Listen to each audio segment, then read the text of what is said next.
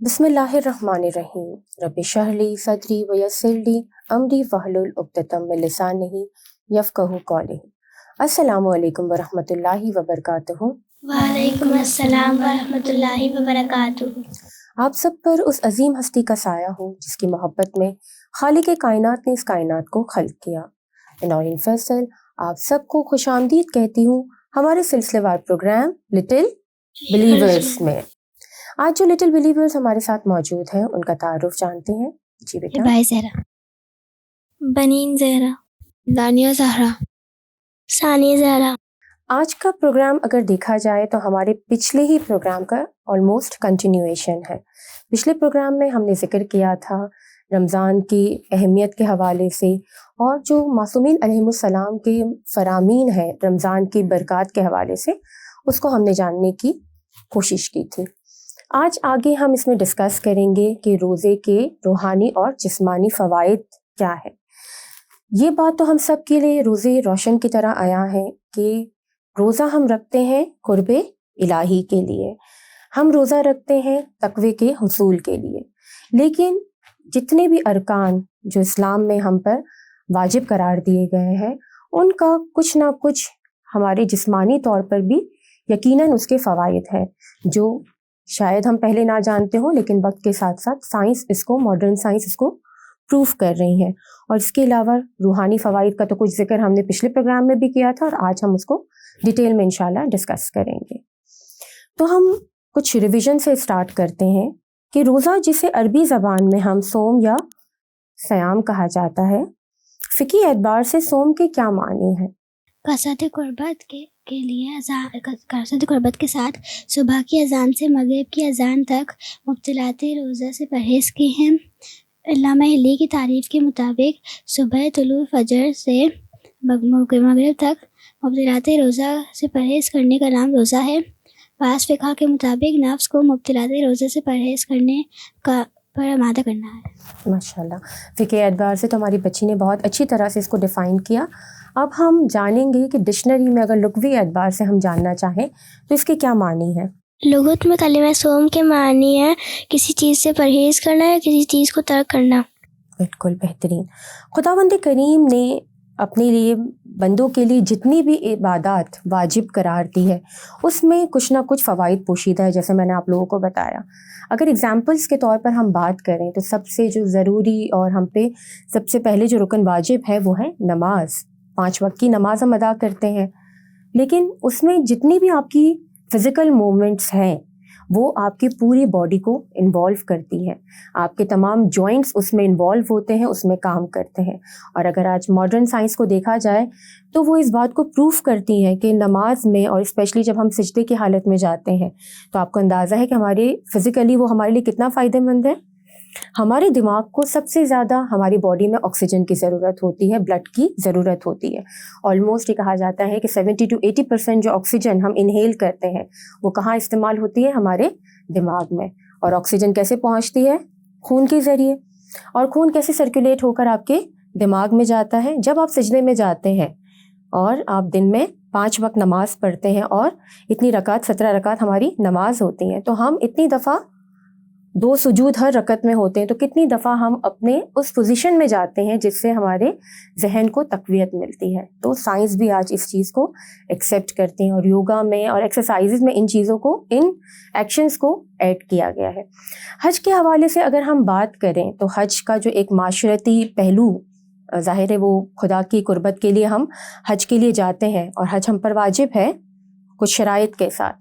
لیکن جب دنیا سے ڈفرینٹ ممالک سے، ڈفرینٹ جگہوں سے لوگ جاتے ہیں تو معاشرتی طور پر وہاں پر ایک ان تمام لوگوں کا گیٹ ٹوگیدر ہوتا ہے۔ ڈفرینٹ ایتھنک لوگ جو ہے، ایتھنیسٹی کے لوگ وہاں ملتے ہیں اور ایک دوسرے سے تبادلہ خیال کرتے ہیں۔ تو خدا نے ہر چیز میں کوئی نہ کوئی فائدہ ہمارے لیے پوشیدہ رکھا ہے۔ اسی طرح سے روزہ وہ عبادت ہے جس کے اندر بے پناہ فوائد ہمارے لیے موجود ہیں۔ تو ہم شروعات کریں گے بنین سے۔ جی بنین، آپ بتائیے کچھ۔ تقویٰ کا حصول۔ اے ایمان والو، تم پر اسی طرح سے روزے فرض کیے گئے ہیں جیسے تم سے پہلے لوگوں پر کیے گئے تھے، تاکہ تم سب پرہیزگار بنو۔ سورہ بقرہ آیت نمبر 183۔ بالکل بہترین، جیسے میں نے پہلے بھی بتایا کہ سب سے جو فور موسٹ اس کا ہم فائدہ ہم بات کریں گے وہ ہے تقوی کا حصول۔ اس آیت میں روزے کی حکمت یہ بیان فرمائی ہے کہ ہم جتنے بھی واجبات اور جتنے بھی خدا کی طرف سے ہم پر چیزیں واجب کی گئی ہیں، کام واجب کیے گئے، وہ ہم کرتے ہیں، لیکن کہیں نہ کہیں کبھی کبھی اس کے اندر ایک دنیاوی دکھاوا شامل ہو جاتا ہے، لیکن روزہ وہ عبادت ہے جو خالصتاً خدا کے لیے رکھا جاتا ہے، اور خدا ہی ہے وہ ذات جس کے درمیان ہماری یہ ایک سیکرٹ ہم جو بھی کر رہے ہیں وہ خدا کے لیے کر رہے ہیں، اور خدا خود اس کا اجر دینے والا ہے۔ بالکل، اس کے آگے بتائیے بنی۔ بعض گناہوں کا کفارہ۔ بالکل، روزہ جیسا کہ ہم نے کہا تھا کہ روزہ جلا دیتا ہے گناہوں کو۔ بالکل، بدن کی زکوٰۃ، خود ان حضرت کا فرمان ہے روزہ بدن کی زکوٰۃ ہے۔ جی، رسول اکرم صلی اللہ علیہ وآلہ وسلم نے یہ فرمایا کہ روزہ بدن کی زکوٰۃ ہے۔ جس طرح سے ہم مال کی زکوٰۃ دیتے ہیں تو مال پاک ہو جاتا ہے، اسی طرح سے روزہ رکھنے سے بدن جو ہے وہ پاک و صاف، طہارت کی طرف بھی اور جسمانی بیماریوں سے بھی پاک ہو جاتا ہے۔ بالکل، رسول اکرم صلی اللہ علیہ وآلہ وسلم نے ایک اور جگہ ارشاد فرمایا کہ روزہ رکھو اور سلامتی پاؤ۔ اب آپ بتائیے دانیہ اس کے حوالے سے کچھ۔ امام علی رضا علیہ السلام نے فرمایا ہے کہ روزہ رکھو تاکہ قیامت کی بھوک و پیاس کی یاد کرو، اور روزہ جہنم کی آنکھ کے خلاف ڈھال ہے۔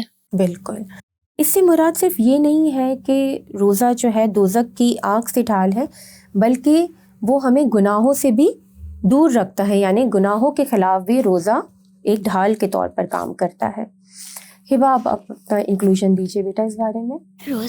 روزہ قیامت کے دن خوشی کا سبب ہے۔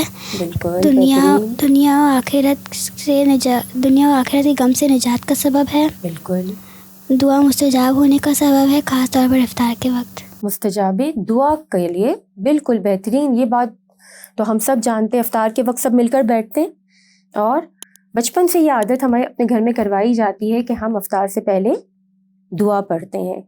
سورہ قدر کی تلاوت کی جاتی ہیں، باقی قرآن کی سورہ کی تلاوت کی جاتی ہیں، کچھ دعائیں افطار سے ریلیٹڈ ہیں وہ پڑھی جاتی ہیں، اور اس کے علاوہ جو بھی ہمارے دل میں حاجات ہوتی ہیں ہم وہ افطار کے وقت خدا سے طلب کرتے ہیں، اور بے شک وہ پوری ہوتی ہے ہمارے حق میں۔ بالکل جی، دنیاوی آفات کے مقابلے میں ڈال ہے، دلوں کو آرام پہنچانے والا ہے۔ بالکل بہترین۔ سورہ بقرہ میں خدا یہ خود ارشاد فرماتا ہے کہ میں پکارنے والے کی پکار کا خود جواب دیتا ہوں، قبولیت دعا کا خدا نے خود وعدہ ہم سب سے کیا ہے۔ بالکل، پھر دنیاوی آفات سے بھی ہمیں بچاتا ہے۔ بالکل، اور سورہ بقرہ کی ایک اور آیت میں خدا کا ارشاد ہوتا ہے، اور تمہارا روزہ رکھ لینا تمہارے لیے بہتر ہے اگر تمہیں سمجھ ہو۔ یعنی خدا نے بار بار ہمیں اس بات کی تاکید کی ہے، اور ہمیں یہ بتایا گیا ہے کہ روزہ ہمارے لیے کس قدر مفید ہے۔ جی ثانی، اب آپ بتائیے۔ شیطان سے دوری کا سبب، حدیث میں امام علی علیہ السلام سے نقل ہوا ہے، پیغمبر اکرم صلی اللہ علیہ وسلم سے پوچھا گیا ہم شیطان کو اپنے آپ سے دور کیسے رکھ سکتے ہیں؟ فرمایا روزہ رکھو کیونکہ وہ شیطان کے چہرے کو سیاہ کرتا ہے۔ بالکل بہترین۔ جی بنی۔ خدا کی خصوصی جزا کا مستحق قرار پانا۔ حدیث قدسی میں ہے کہ روزہ میرے لیے ہے اور میں ہی اس کا اجر عطا کروں گا۔ خدا قرآن میں خود ارشاد فرماتا ہے کہ اللہ تم پر آسانی چاہتا ہے اور وہ تم پر دشواری نہیں چاہتا، اور یہ آسانیاں اس لیے ہے تاکہ تم ہدایت پا جاؤ اور تم شکر گزار بن جاؤ۔ یہ سورہ بقرہ کی آیت کا ترجمہ میں نے آپ لوگوں کو بتایا۔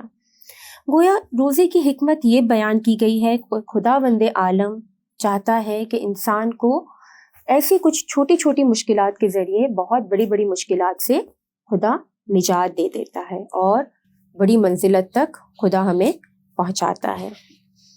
اس کے علاوہ ہمیں بار بار خدا یہ موقع دیتا ہے کہ جتنے بھی نعمات خدا نے ہمیں عطا کیے ہم اس کا بار بار ڈفرینٹ طریقوں سے شکر بجا لائیں۔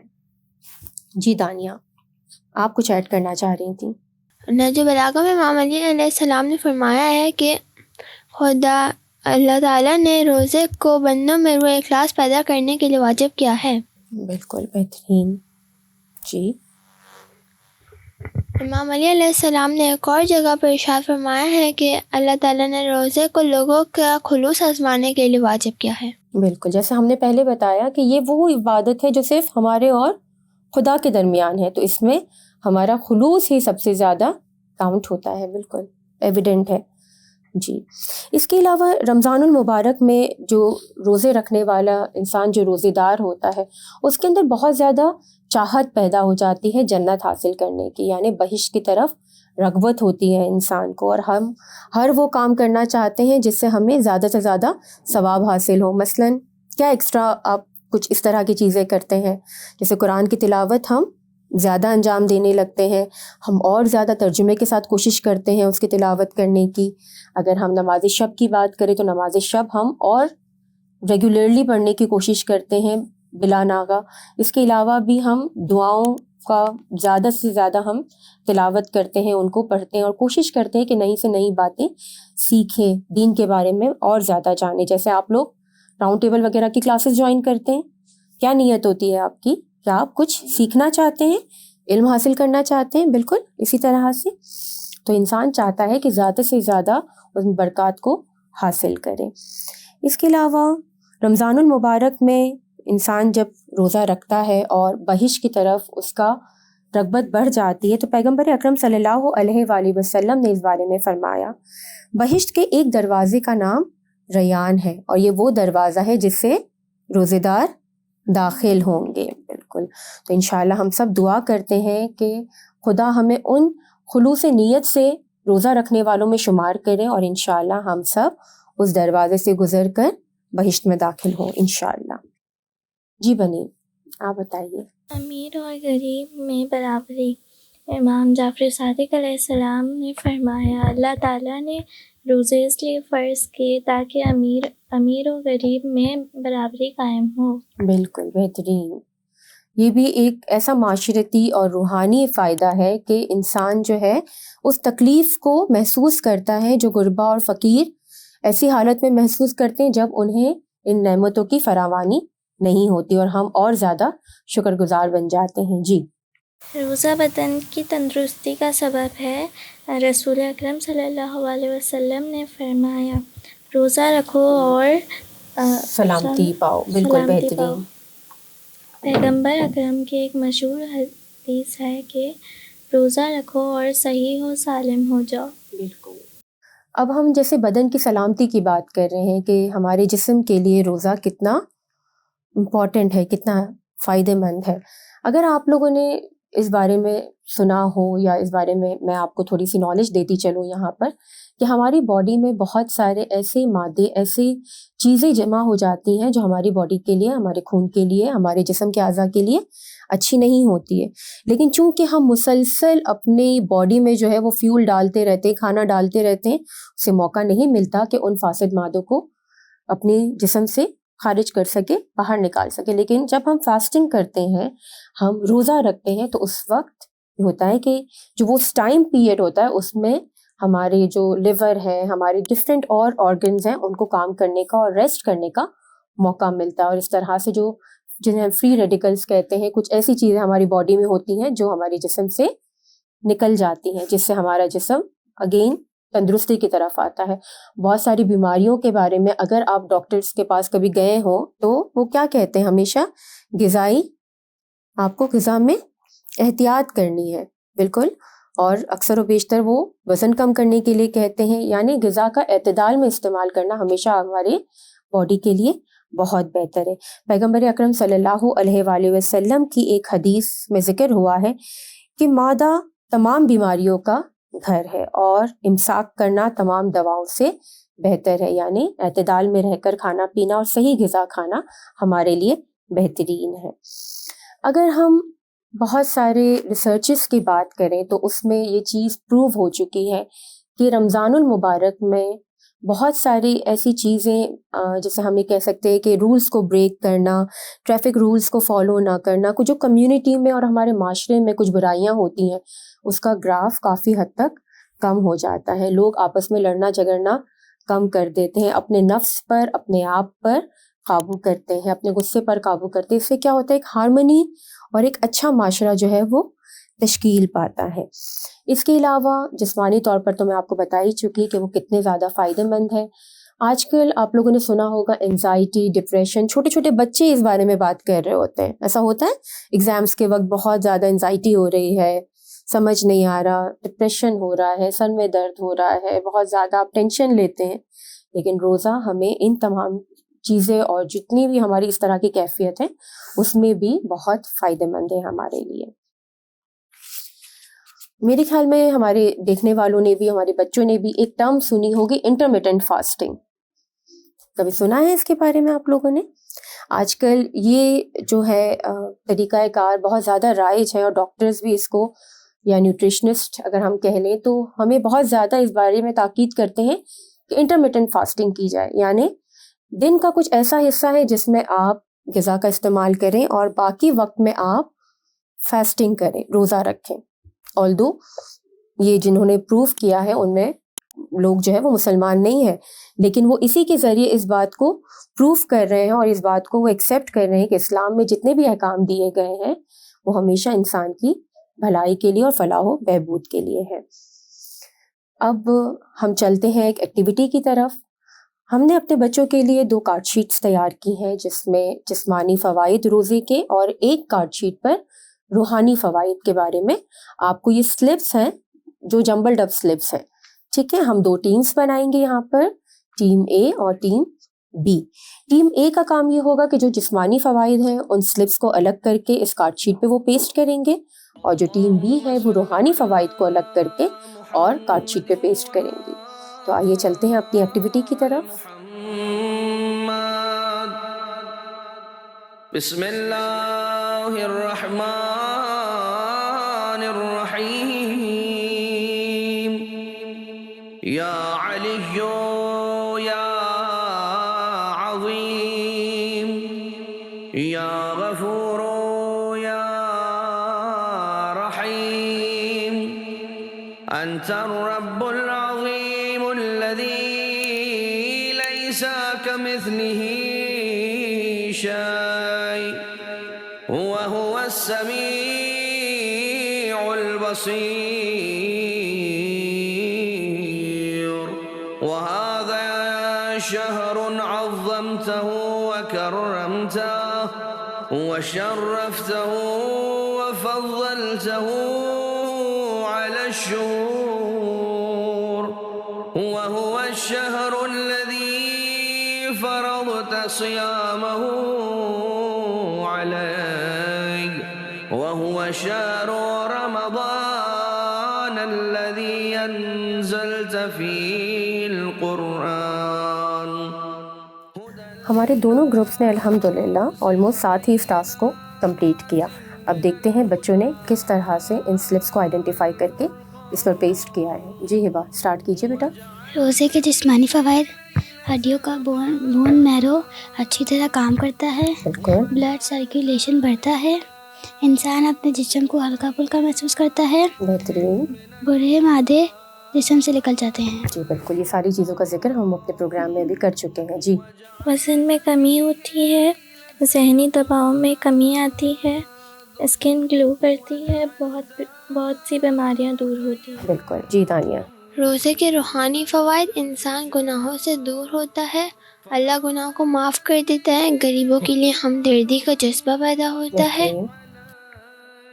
نظم و ضبط پیدا ہوتا ہے, اللہ سے قربت کا احساس ہوتا ہے, تقویٰ کا حصول اور دل نرم ہوتا ہے. بہترین, ماشاء اللہ. تو میرے خیال میں پورے پروگرام کا ہم نے جسٹ یہاں پر ڈسکس کر لیا. اب میں چاہوں گی کہ ہماری بچیاں جو ہے جو ایکٹیویٹی انہوں نے کی ہے وہ کیمرے میں آپ لوگوں کو شو کرتے ہیں. جی